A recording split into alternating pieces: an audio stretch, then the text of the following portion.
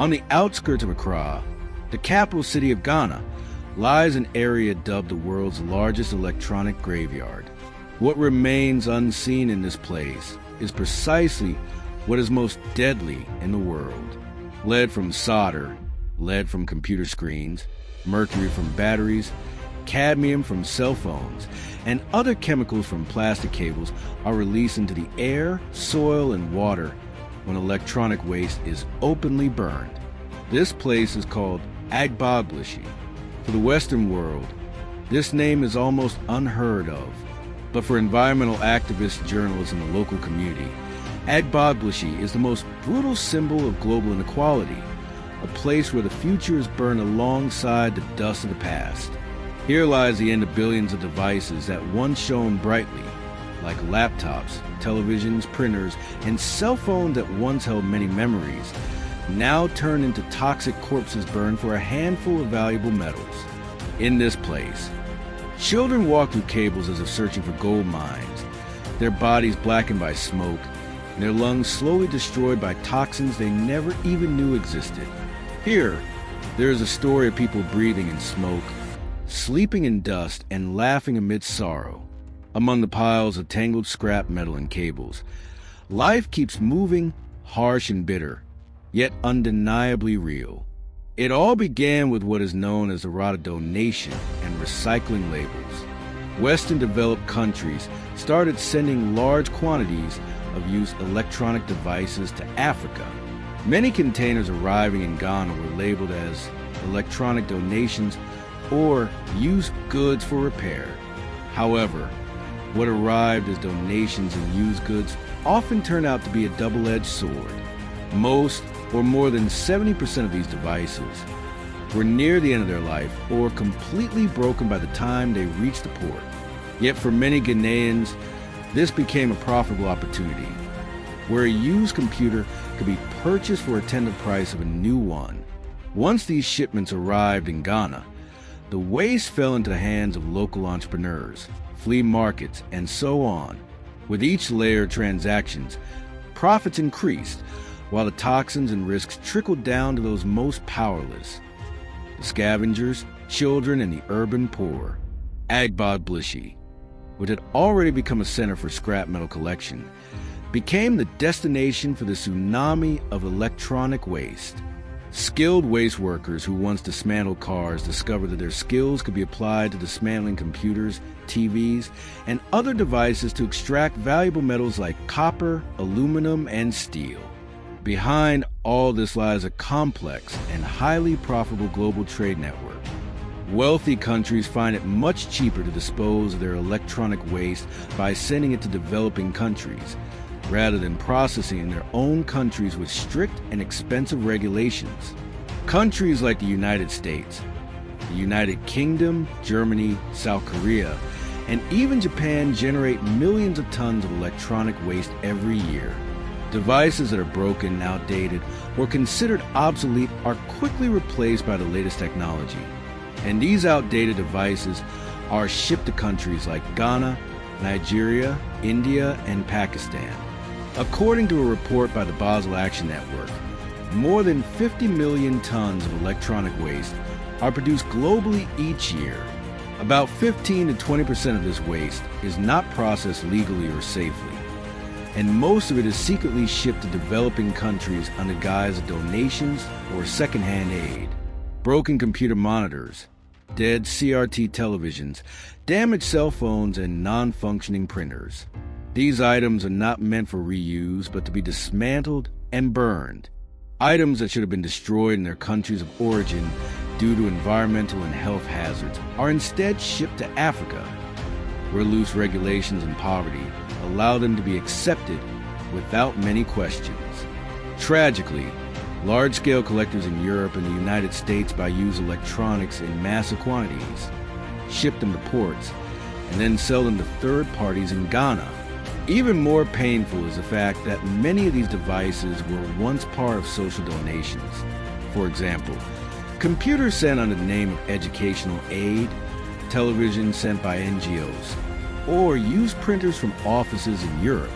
However, due to improper sorting, Many arrive broken and end up being burned.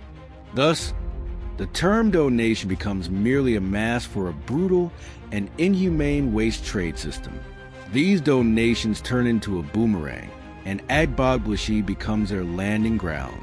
Agbogbloshie is located right in the heart of Accra, only a few kilometers away from skyscrapers and government centers. Ironically, in the economic heart of the country stands a post-apocalyptic landscape where advanced technology from developed countries comes to die, and the poor pick fragments of life from its carcasses. Amid small flames and heavy black smoke hanging in the air, stand figures that never appear in technology advertisements. They are known as the Cable Children, the electronic waste scavengers whose lives depend on the world's dead technology. Every morning, they walk through piles of electronic waste with an iron rod and a small magnet in hand.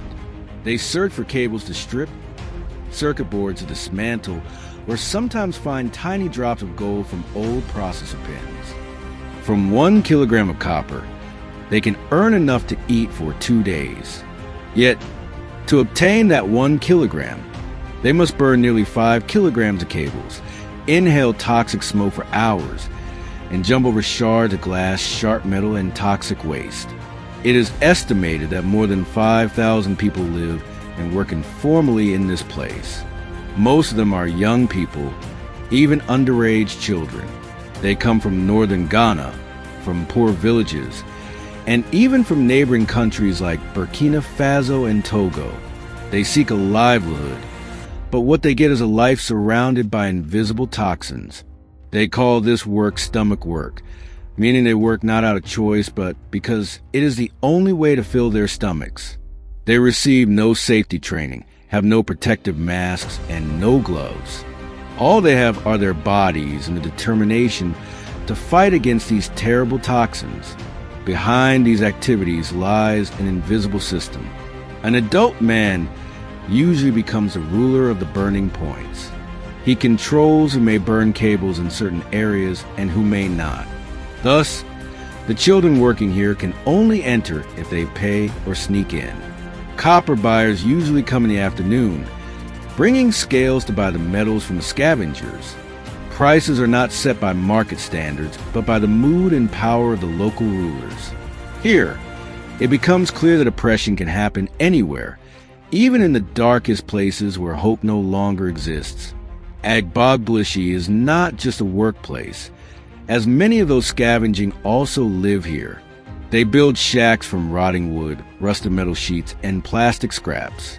They live in what is locally called Sodom and Gomorrah, a nickname for the settlements growing wild on the edges of Agbogbloshie. The name reflects the reality that this place is considered dirty, sinful, and of course, neglected. Narrow homes, without electricity, without clean water, and filled with a stench of waste, become the main scenery. The Coral River flowing around Agbogbloshie has turned pitch black. Its waters contain mercury, lead, arsenic, and other chemicals. No one dares drink directly from this river, except for those who have no choice. At night, the smoke continues to rise. The air becomes heavier, and the sound of hammers can still be heard breaking CPU casings. Inside the small shacks, people sleep on mats, breathing the same air as the cable smoke they burn during the day. When it rains, the settlement turns into a pool of mud and toxins. Yet no one leaves, for they have nowhere else to go. During the day, when the sun pierces through the gaps in the metal roofs, it only highlights the chaotic scenery. Piles of old computer monitors, tangled cables, rusted metal sheets, and the remnants of old photocopy machines. Children run around carrying scrap metal on their heads, while adults strike television screens to extract the metals inside. No one ever planned for Agbogbloshie to become like this. It was once just a swamp near the center of Accra. In the 1990s, it began to be inhabited by migrants from northern Ghana and neighboring countries like Burkina Faso and Niger.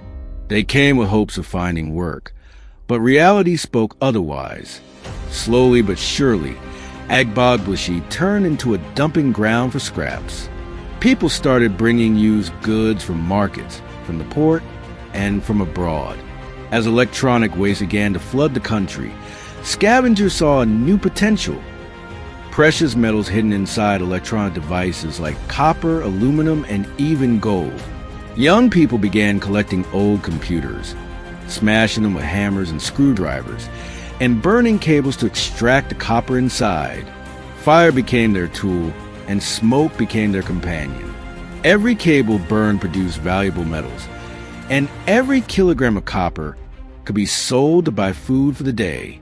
Thus, Agbogbloshie transformed from a temporary shelter into a highly complex and formal economic system.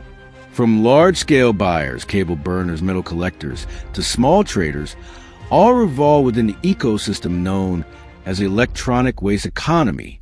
However, there is a high price to pay. As explained earlier, what is unseen in this place is precisely what is most deadly in the world. Lead from solder, lead from computer screens, mercury from batteries, cadmium from cell phones, and other chemicals released into the air, soil, and water always bring death in silence. Research shows that children in Agbogbloshie have blood lead levels far above the safe limits. Lead exposure in children can cause permanent brain damage, developmental delays, reduced IQ, and behavioral disorders.